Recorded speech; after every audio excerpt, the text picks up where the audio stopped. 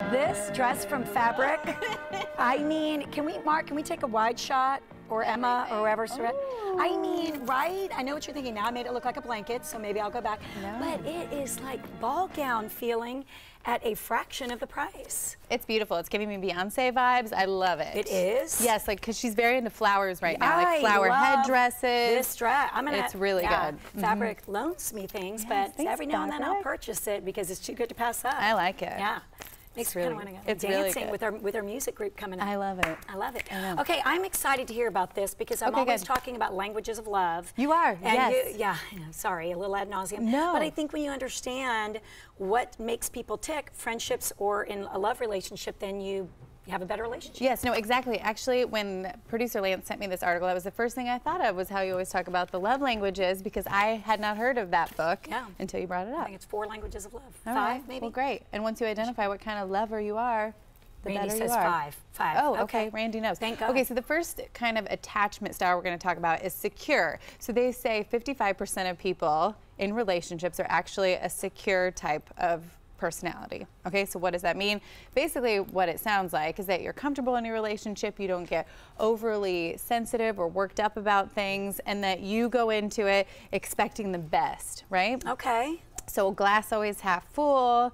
You really take problems like as a team together. Oh, I love this. Yes. Okay. So the secure personality is sort of what you strive to be. Right. Right. And because let's face it, when you have a secure, I've been in relationships where I was not feeling that security, and then it sort of has this terrible, not even trickle down effect to every other aspect of your life. Yes. Like it permeates into every other aspect of your life, because then you're not secure at work or with the relationship, and then maybe then your friendships or your job. Right. And so, and you know what, that probably was less to do with you and more about your partner, because it could have been that they were making you feel that way about yourself. Well, yeah. Let's just blame everybody else. Okay, that sounds That's what we like to do here. It's never your fault. It's never. Right? You're not alone. No.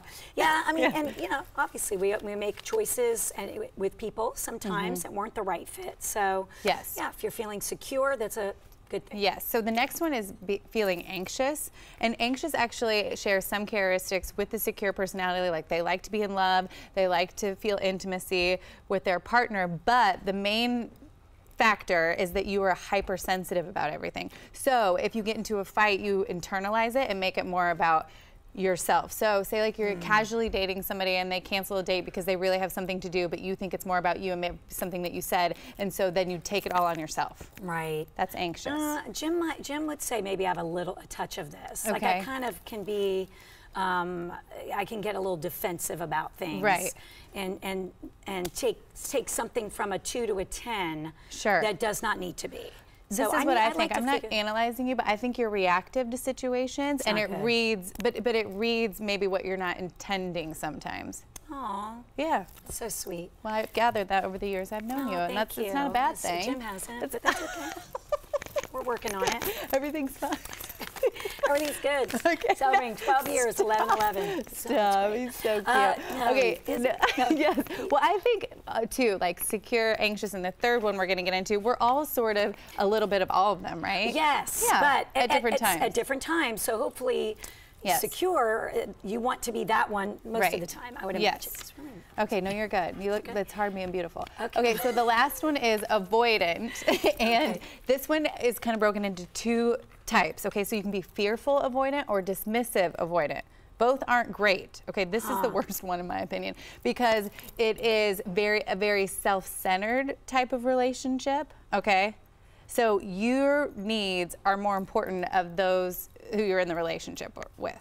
All right. So, okay, that's confusing me, because I would not think that avoidant would be perceived that Well, it goes from little things like not answering texts or returning phone calls, because you're so involved with what's going on with you, you don't put the needs of your partner in front of anything else. I know someone like that. Okay. And he's that way as a friend as well. Right. Oh, interesting. Ooh, that sounds like it isn't good at multitasking because of what he's doing in the moment. And you should have him read this article. Well, there is a quiz in the middle of it that you can take and find out what kind of, you would love that. what kind of partner you are, in case you're confused. Drop it in his mailbox. Hey. You probably will identify with one of these things, but well, luckily I'm not married to him.